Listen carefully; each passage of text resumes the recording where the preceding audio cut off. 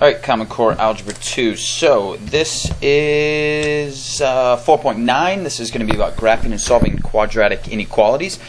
So it's kind of like combining two things we've done. We did quadratic equations and we've done inequalities, and it's kind of like that. So we're going to graph a quadratic parabola, quadratic equation, which gives us a parabola, and then we're going to shade depending on the symbol that we are given.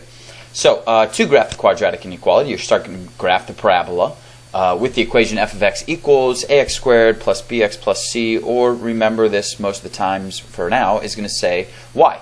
And then what we want to do is choose a test point, and it can be any x or y. That is really important that it is inside the parabola.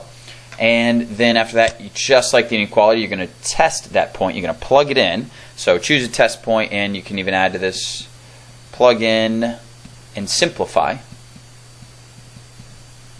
And then if it is true, you shade inside the parabola. That's what this first piece says. Shade inside the parabola if the point is a solution. That means it is a true statement. Or outside if it is not a solution. And that would mean that we ended up with a false statement.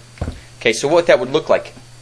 What I've done here, and we're going to review tomorrow with like a little graphic organizer on how we actually do graph a quadratic again. You've done it before.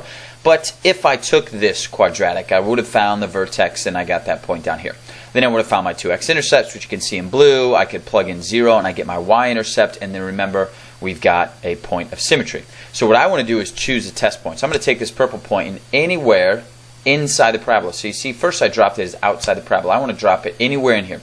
Now I could put it there, or I could put it there, I could put it anywhere. But what I want to do is make sure that I drop it on one of these crosses, so I don't have to worry about decimals. So I'm going to put it right there. Okay, and that's going to give us the coordinates 2, 4. So that's our test point. What we want to do now is take that test point, and I'm going to plug in those two values. So 4 is going to go in for y, and then 2 is going to go in for both of those x's. Okay, and if we did that, now you see 4 is greater than or equal to 3 times 2 squared minus 9 times 2 plus 6. Remember, this is the first thing that has to happen, 2 squared. So when we do that, 2 squared is 4, 3 times 4 is 12, 9 times 2 is 18, and now we have all of this. So we're going to say 12 minus 18 plus 6 and simplify, and we should get 4 is greater than 0, which is a true statement. 4 is greater than 0. Since that test point is true, and remember we put that test point right here, since that test point is true, every other point inside of here would be true. So we're going to shade inside our parabola. Okay, if that test point was false, we would shade everything outside and around the parabola. Okay, so that is it for graphing a quadratic.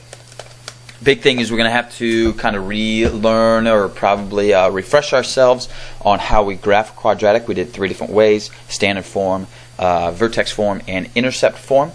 And then after that, it's really just about choosing a test point inside the parabola and shading if it is true, or shade outside of the parabola if it's false. See you next time, guys.